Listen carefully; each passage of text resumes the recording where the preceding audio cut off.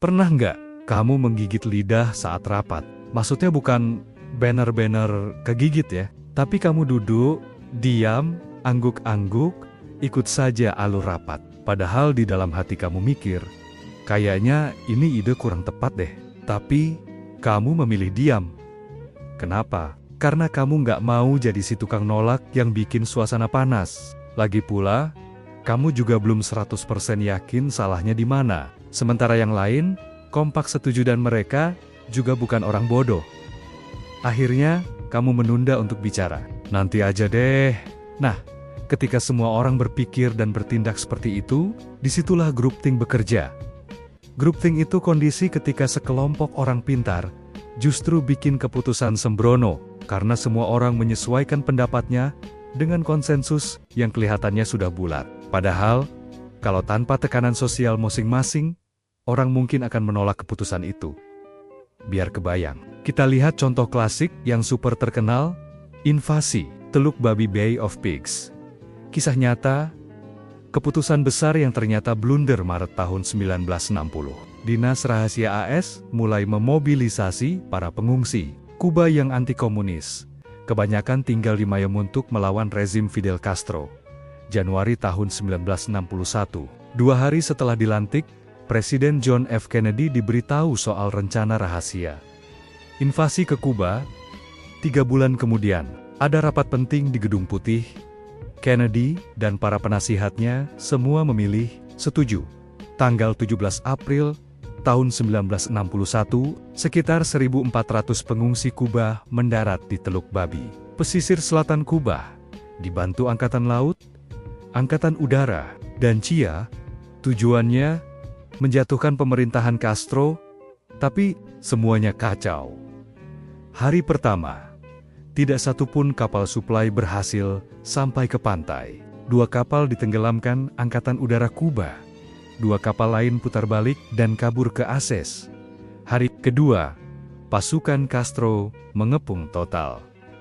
Hari ketiga, dari 1.400, sekitar 1.200 yang selamat ditangkap dan dikirim ke penjara militer. Invasi ini dikenal sebagai salah satu kegagalan terbesar dalam kebijakan luar negeri Amerika.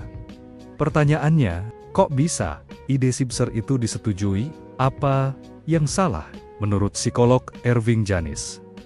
Profesor Psikologi Irving Janis meneliti banyak kegagalan besar, dan ia menemukan pola yang sama dalam kelompok yang sangat kompak. Orang sering tanpa sadar membangun ilusi-ilusi demi menjaga kekompakan. 1. Ilusi tak terkalahkan.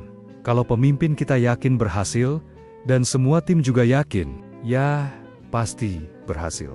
Nasib baik di pihak kita. 2. Ilusi kebulatan suara. Kalau semua setuju, berarti yang beda pendapat pasti salah. Akhirnya, orang takut jadi satu Satania yang beda. 3. Takut dikeluarkan dari sarang hangat manusia, punya dorongan kuat untuk tetap diterima kelompok.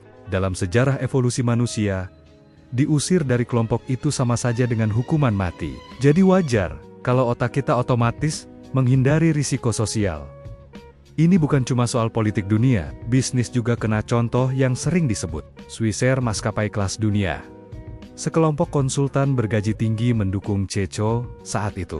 Lalu karena euforia kesuksesan masa lalu mereka, membuat strategi ekspansi berisiko tinggi termasuk membeli beberapa maskapai Eropa. Konsensusnya begitu kuat, sampai keberatan yang sebenarnya rasional jadi ditekan. Hasil akhirnya, Swissair kolaps pada tahun 2001. Jadi, pelajarannya apa buat kita?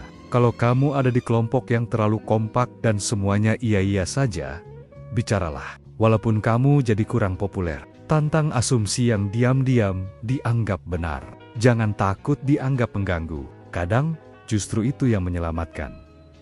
Dan kalau kamu pemimpin tim, tunjuk satu orang jadi devil's advocate, pengkritik resmi. Dia mungkin bukan yang paling disukai, tapi bisa jadi yang paling penting untuk mencegah keputusan fatal. Kalau kamu pernah mengalami rapat yang semua orang kompak setuju, tapi kamu ragu, ceritain di komentar.